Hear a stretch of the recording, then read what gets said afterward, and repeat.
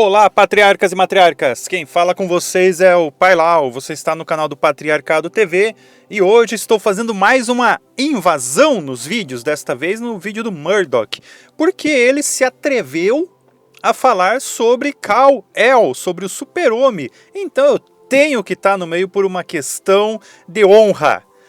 Vai falar Ele vai falar Poxa, hoje tá difícil, hein? Ó a criptonita, sei lá, lilás aqui me atrapalhando. Mas hoje vai ser falado sobre o quadrinho, o lançamento da Morte do Super-Homem, que foi um marco na história dos quadrinhos, que foi algo que literalmente ressuscitou o mercado de quadrinhos que estava indo bem mal. Nem Liga da Justiça, Batman, Super-Homem, Homem-Aranha, Vingadores, nada estava vendendo bem. Tava indo pro buraco mesmo. E a DC fez essa jogada maestral. Eles já tinham feito, né, a Crise nas Infinitas Terras, que foi uma jogada muito boa também, tá?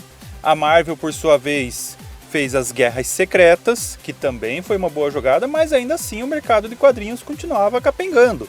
O mercado é assim, né? Ele é feito de altos e baixos.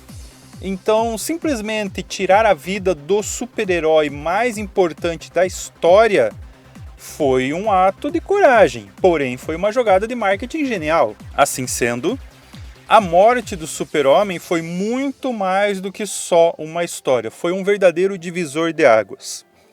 Para começo de conversa, não estávamos com a Liga da Justiça principal, estávamos com aquela Liga da Justiça cômica, que eu detesto, né?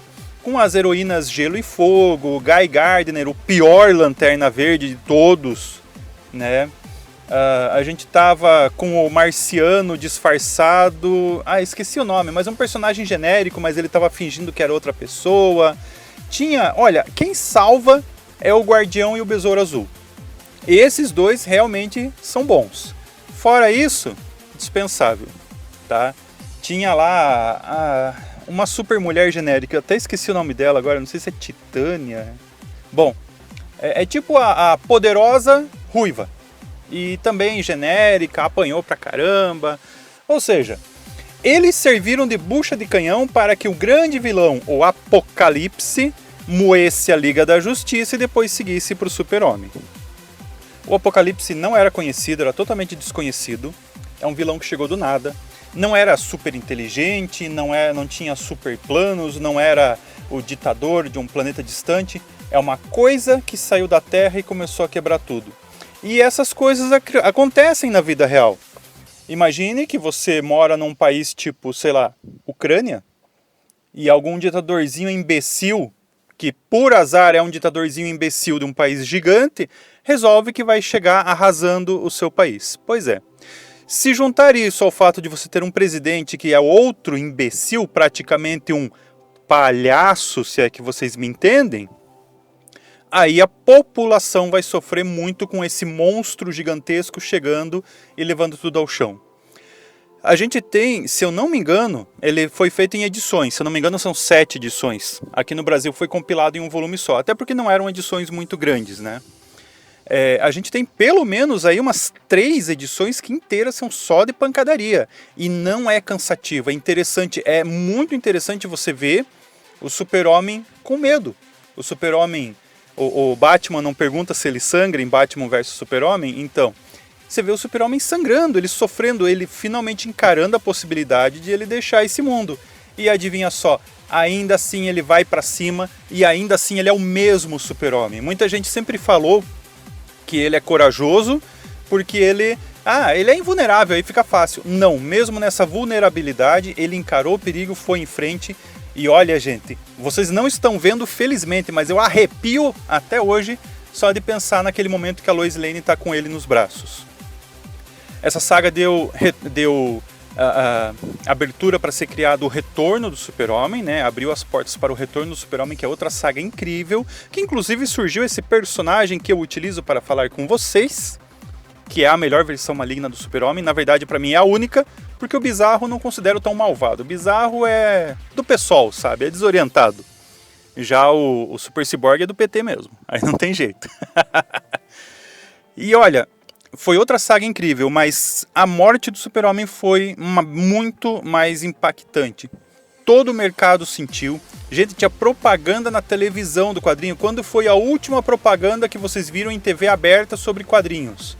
Bom, não sei quando foi a última vez que vocês viram TV aberta também. Para mim faz um tempinho já. Então, impactou o mundo todo, sabe? Teve impacto na Bolsa de Valores, porque começou a aumentar o valor das empresas de quadrinhos. No mundo pop teve... Cara, foi incrível, assim. Foi muito legal. Subiu, aumentou muito o número de vendas. Muita gente acreditou que o Super-Homem realmente ia ficar no outro mundo, tanto que logo após a morte do Super-Homem teve uma outra saga, né, que mostra, como é que vamos dizer, como ele estava no outro mundo até retornar, o que mostrou também o impacto em Metrópolis e no mundo inteiro sobre o fato de não haver mais um Super-Homem. Foi incrível. Foi incrível. Tentaram adaptaram uma vez para uma animação que ficou boa, uma animação lá do início dos anos 2000. Aí fizeram uma mais atual agora, né? Acho que foi 2018, que também é muito boa, é outro estilo, mas daí foi separado em duas partes, eu acho que ficou melhor separado em duas partes. Tentaram adaptar no filme da Liga, né?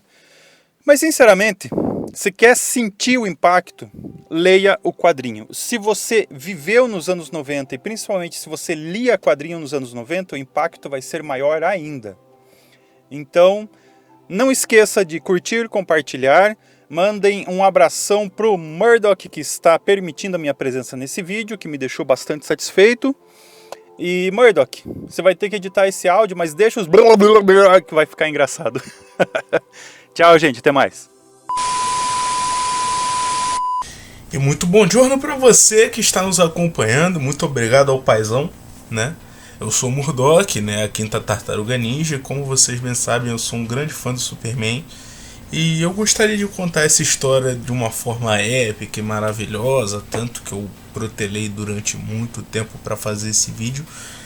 Mas eu acabei percebendo que essa obra-prima, apesar de ser maravilhosa, ela é muito repetitiva. Ela é excelente de ler, mas para contar e explicar é um pouco complicado, e eu vou explicar para vocês nesse vídeo, né, as minhas reações e as minhas sensações lendo a morte do Superman pela primeira vez, né? Isso aqui quem me emprestou foi o Summers, inclusive um beijo, Summers, um beijo na tua família, tamo junto, tudo nosso. E principalmente gostaria de falar que isso aqui é uma obra-prima, senhores. Isso aqui deveria ser obrigatório na coleção de qualquer um, inclusive na minha, mas que não vai dar porque eu vou ter que devolver, infelizmente. Bem, vamos começar, né? Argumento e arte do senhor Dan Jurgens, né? Que é um grande artista da DC e já trabalhou muito com o Superman, né?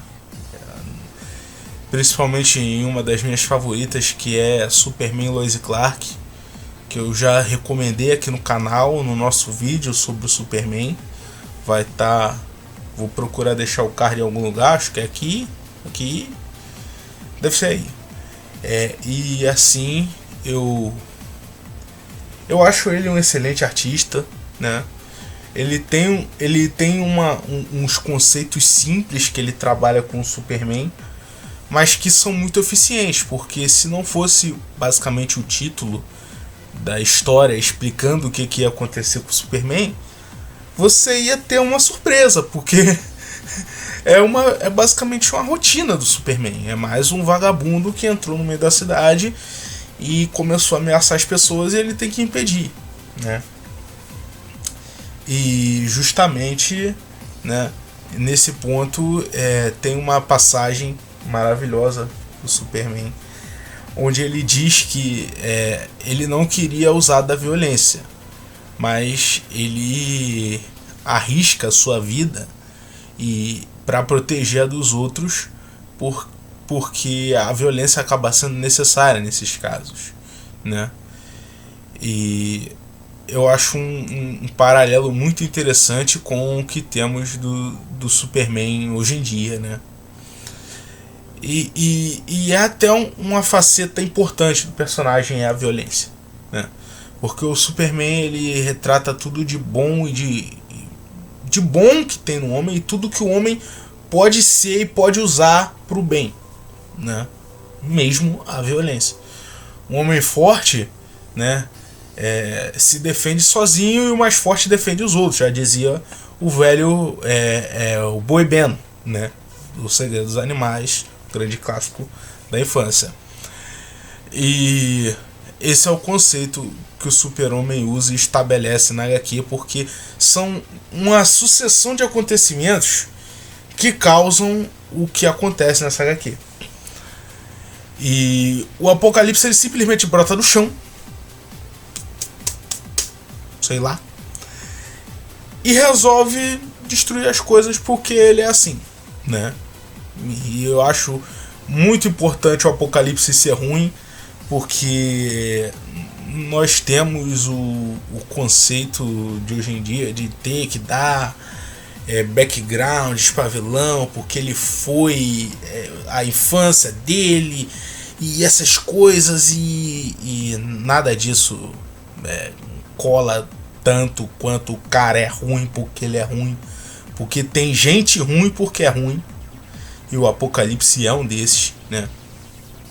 Então, basicamente, na história, o Apocalipse, ele começa a ameaçar a vida de inocente, começa a destruir as coisas, e aí ele começa a deixar os seus rastros, né? E a Liga da Justiça do Superman, né, vai ajudar ele a conseguir se defender e se salvar e tal, né? Que é a formação com o Bloodwing, a Máxima, Fogo, Gelo, Gladiador Dourado e Besouro Azul. Eu não estou conseguindo olhar aqui para baixo, então realmente falei isso aqui de memória. Bem, basicamente todos eles vão apanhando, né? Principalmente o Besouro Azul, para a alegria do Macho Geek. Um abraço, Macho Geek. E assim a história vai seguindo. E cada hora alguém tenta ajudar, alguém tenta atrapalhar os planos do Apocalipse. O Super-Homem segue forte porque ele é o mais forte, ele é o mais resistente, ele consegue sobreviver mais tempo, né? Mas, como o nome da história já diz, ele vai acabar falecendo durante o processo, né? E o Paizão já falou, né, sobre o marco que essa história gerou nos quadrinhos, né? E eu imagino que na época deva ter sido uma coisa enorme. Eu não sou da época, mas é uma história que até hoje reflete na mitologia do Super-Homem, né? E é uma das mais famosas da história dos quadrinhos. Então eu achei muito importante prestar meu tributo, uma homenagem. Como eu falei, eu queria fazer um vídeo mais épico do que isso, mas sei lá, cara, eu acho que a história, sendo simples, ela permite uma simplicidade apenas, né? Porque ela é bem direto ao ponto, e muita coisa acontece em pouco tempo, mas todas essas coisas são a mesma coisa, porque é só o acaso da destruição e o sacrifício. E eu acho essa uma mensagem muito importante dos nossos heróis. Desculpe, né? Aconteceu uma interrupção aqui, vou precisar continuar de outro modo. Mas, como eu ia dizendo, né? A questão do sacrifício, que é a mensagem final da história, é algo o sacrifício sublime, né, na verdade, que indica, na maioria das religiões, principalmente, o sacrifício é algo sempre denotado como um grande feito, né? Com os guerreiros vikings, eles vão ao paraíso por morrer em combate, né? Eu sou cristão, né? Eu acredito em Jesus Cristo, né? E ainda na igreja nós estamos celebrando ainda a ressurreição de Cristo, nesse momento, né, da gravação desse vídeo. Na verdade,